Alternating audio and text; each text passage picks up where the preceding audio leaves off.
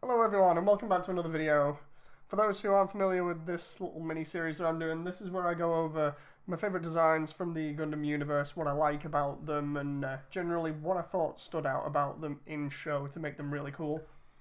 And this one should have really been one that people would have seen coming eventually. Today we've got the Astray No Name from Gundam Build Divers, potentially one of the best parts about Build Divers, the first part of it anyway. So the Astray No Name is a really cool design, or a modification of what looks like the red frame Astray, although it seems to have more design elements of the Lord Astray in it. I was originally going to do this video based on just the red frame alone, but I actually do like the No Name a lot better. The No Name's very versatile. It can handle multiple different situations. It's very powerful, and to its credit, it's been through over about 500 fights, I think it says, in the course of its evolution. It starts out from what we can assume as just a normal red frame, and then over the course of many battles, that's when it changes its appearance, changes its fighting style, and yeah, it's fantastic. So let's get into this. So it's got this design that looks a little bit like a lone gunslinger, or a like a lone warrior walking around with his cape over one side of his shoulder. Kind of reminds me a little bit now of like a Western gunslinger style. And the cloak that it's got actually has multiple different functions. It can turn into like a giant, I think it's a railgun or a beam cannon. It can turn into a claw, and it's got various other capabilities. It can help with the activation of the nitro system, where it turns into a bunch of dragoons on a backpack that can be fired off. And obviously one of its main functions is to protect the suit on its right side. I really do love how the cloak looks. It does get in the way of the suit's mobility, but the rest of the suit is this sort of asymmetry style design, where it's not got one thing that's the same over all of it. You know, it's not like both sides are the same to the mobile suit. Some or most mobile suit designs have the same looking parts on either side of the suit, and then the only difference is they have a shield on one side and a beam rifle on the other. That's the most generic way I can describe it. And the Astray No Name completely gets rid of that. It's got its right arm, which doubles up as a cannon and a giant saber. It can hold beam sabers in its left arm. Like I said before, its backpack, or its cloak, can turn into a backpack. Its head unit is really weird and unique in the sense that its V-fin looks like it has like another V-fin underneath it that's made out of just like white metal, and then you've got the traditional V-fin, and then you've got some like weird horns that point towards the front of the head.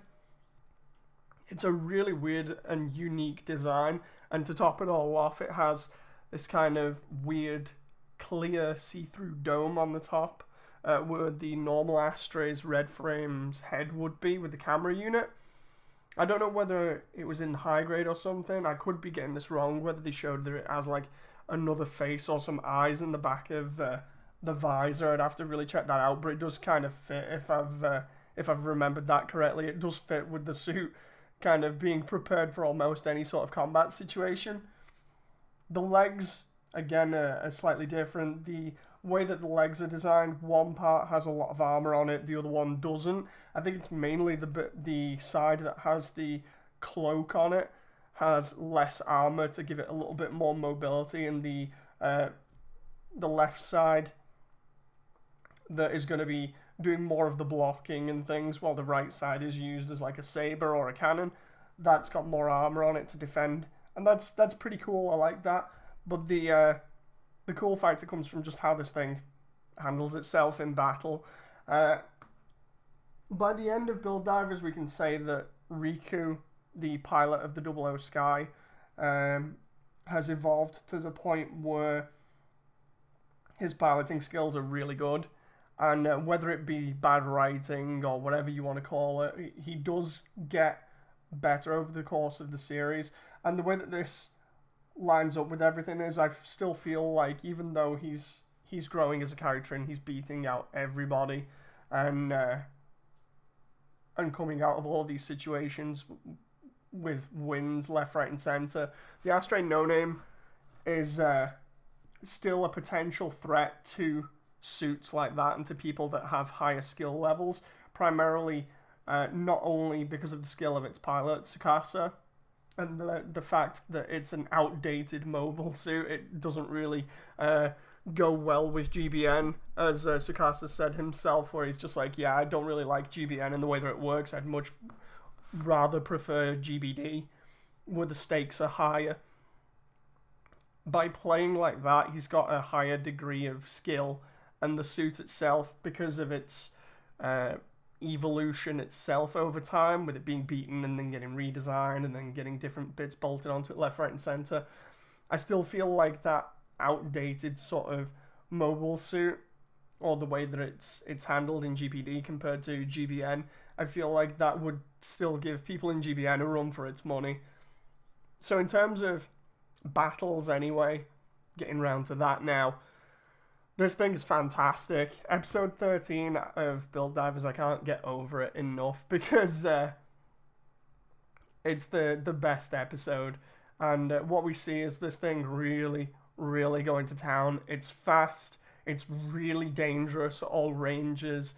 Its nitro system makes it faster, makes it have separate weapons like the Dragoons that it can just throw off while it's still attacking and have them attack you. Its claw feature can pick up giant weapons. We see it at one point pick up, I think it's one of the giant swords that a Dom can wield or something, and it throws that across the battlefield at the Double O Sky and manages to pin it to the mast of one of the Crossbone Vanguard's ships, I think, if I remember rightly, that's buried under the ground. Its railgun or beam cannon, whichever one, I can't remember, is really long range and really devastating.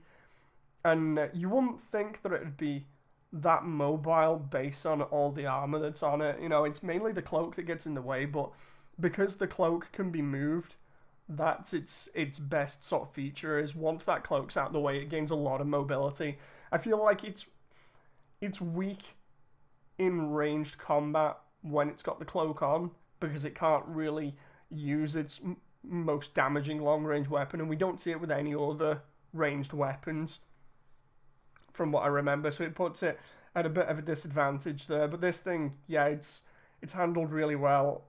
It's meant, or it's designed to get up in your face and hit you really hard and make sure you don't get back up again. The amount of attacks that it manages to land over the course of the battle with Riku is crazy, especially when it triggers the nitro system and goes flying around at, like, I think it's at least twice its speed. I don't think there's any real downside to the nitro system, or at least not in the anime where we see it. It's able to go for quite a long period of time. Ultimately, it gets defeated by what I remember vaguely being the Double O Diver thrusting its arm with a beam saber on through its chest when it's a little bit overconfident. But apart from that, it's a fantastic suit. I really do like it. It's just a shame that the high grade of it was pretty bad and didn't really have any sort of mobility or major mobility like you would see in the other Astray kits, like especially the red frame or the red frame real grade. I really wish we'd got something like a master grade of this, similar to how we got the Sengoku Astray master grade. Because that, again, the high grade for that was pretty bad. This is one of the ones where I keep on looking at it and thinking there's got to be some way you can kit bash it because it's such a nice design.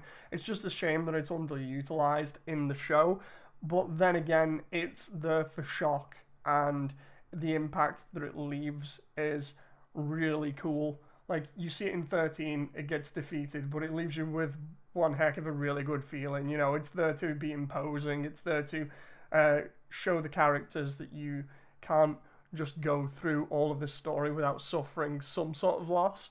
And then it comes back at the very end on the good guys team again, and that's when it shows up, and you get this kind of reenacted sequence similar to how it was used in GPD back in the day.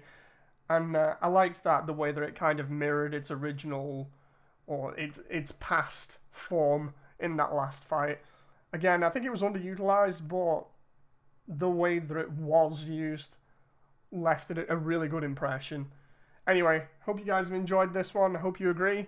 Leave your comments down below, and I'll see you on the next one. Bye!